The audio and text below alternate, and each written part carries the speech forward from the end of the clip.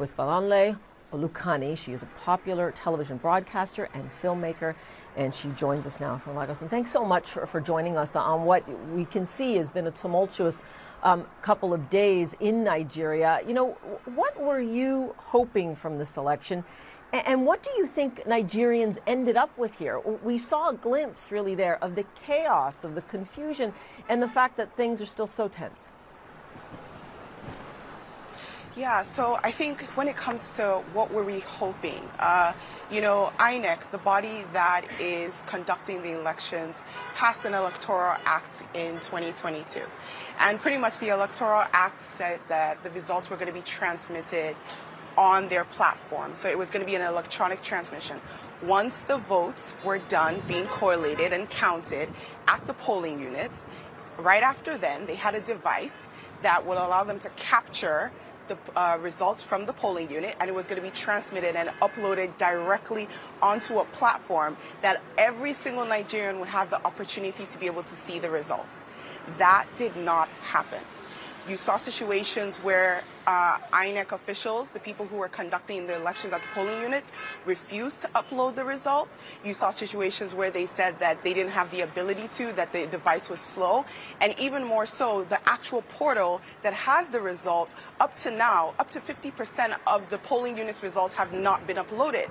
So the question I think all of us are asking is, at the collation center that's happening right now in the counting in Abuja, what are you guys counting? Like, what results are you showing us? Number two, a lot of the results that are being uploaded onto the database do not compare with the results that people took pictures of on their phone. I think what people have to understand is that Nigerians didn't just vote and leave. They stayed at their polling units till 1, 2 a.m., 3 a.m. and counted those results with the INEC officials. So we all have proof of what actually happened at our polling units, and we have pictures of it, and we're seeing that it's not the same thing that they're telling us at the polling center, correlation center in Abuja. It feels like it's just basically they're lying to us right to our faces, and there seems to be no responsibility for that. You know, this election is not just important, it is make or break for Nigeria. I can hear the emotion, obviously, and as you point out, this was supposed to be technology that was supposed to make things more transparent, not less so. I take your point. People are posting these results and the discrepancies all over social media. I've seen them for myself. Now, to give an example, where you are, you voiced particular concern about Lagos. You know, why? What did you see there that told you we're being lied to? Lagos State is, when you think about Lagos, Lagos is a metropolitan city. We all know the role and the power that social media has, especially in Lagos. A lot of people in Lagos are tired of the ruling party. A lot of people in Lagos also came out to vote. The numbers that they're telling us of people that came out to vote, it doesn't correlate with what really happened. A lot of people were disenfranchised. They were not able to vote because there were thugs that were sponsored to come and disrupt the polling units. We saw videos of people, thugs, coming to polling units, and the police officers did absolutely nothing.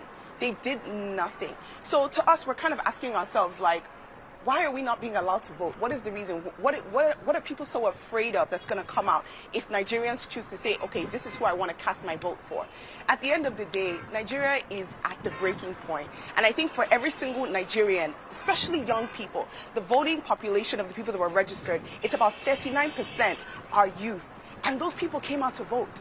You know, they came out to vote. The numbers are not correlating with what they've said. Not only that, this afternoon, we actually had PDP, which is one of the opposition parties, and they didn't even win Lagos. They specifically said that the numbers that INEC presented does not correlate with with the amount of people that came. They have different numbers. Because what you guys need to understand is that at the end of the day, all the parties, they made sure that they were doing their own counts. Because we all knew that INEC was going to do something like this. It's interesting, though, because they're observers and they serve a purpose, and people are seeing these discrepancies. And we have heard specifically from Nigeria's youth, with all the passion and all the frustration that you're expressing to us now.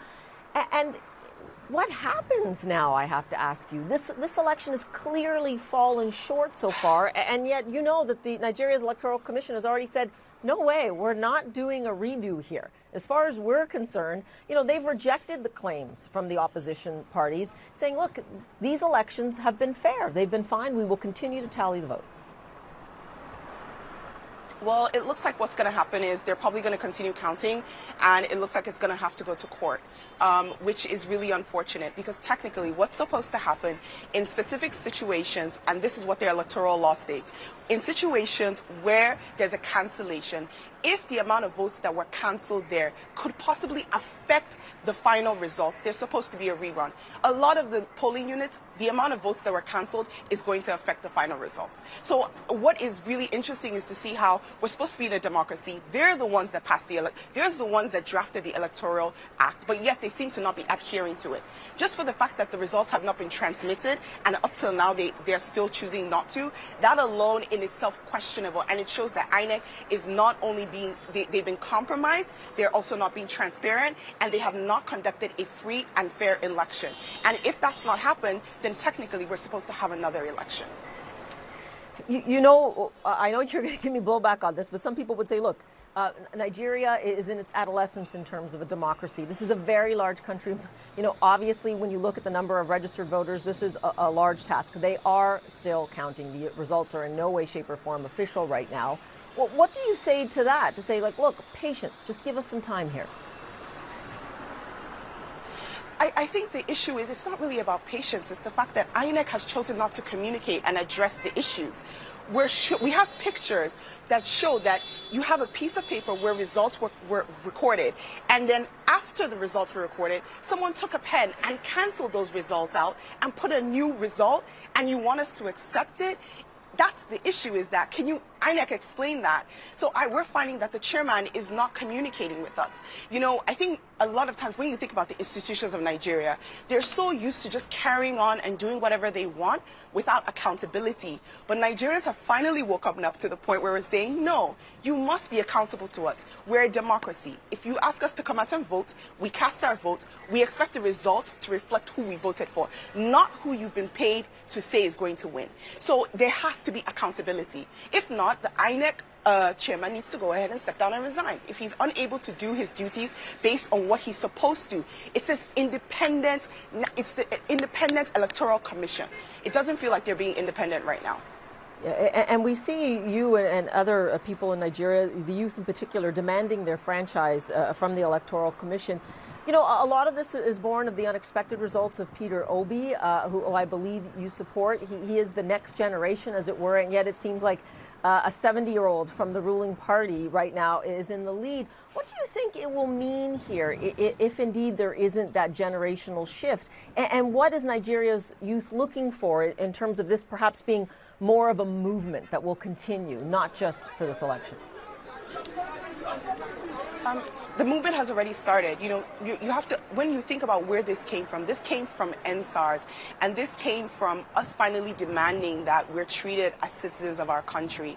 And Nigerian youth are finally involved in politics. So it's not going to be going down. We're not going back, no matter what happens. In terms of, you know, the potential of having Bola Ahmed Tinubu as the president, I think a lot of Nigerian youth are worried about his health. We're worried about his ability to be able to rule Nigeria. We've been ruled by so many people who are much older, and they don't seem to be willing to accept or understand what it is that we need. But even more important, what we're looking for is a competent leader. Nigeria is at its breaking point. The amount of people that have exodus and left this country because it feels like it's unlivable. Everyone has said it. We don't have good roads. We don't have good light. We don't have healthcare. We don't have education. Last year, the average Nigerian youth spent 8 months at home because our schools were on strike, and it didn't seem like our government had any interest. So when we're saying we need a mindset of someone that's young, someone that's agile, someone that is going to listen to the Nigerian people, that is what we need. We need people who are accountable. And a lot of times when you look at the past leaders or the people that are running, they don't seem accountable, which is why a lot of Nigerian youth, we we have chosen and we're saying, you know what, this Peter Obi looks like someone that's listening to us. And we want to make sure that we are heard. The point is for us, whatever was voted on Saturday, we want those results. We don't want the results that they're doctoring. That is the most important thing. If we know that these results are free and fair, whoever wins, wins. But right now, what they're giving us is not what we voted on Saturday. Okay, and we will leave it there for now. But certainly we hear your passion, and you've given us great insight into what's going on now as we see the fallout from this election. Thanks so much. Appreciate it.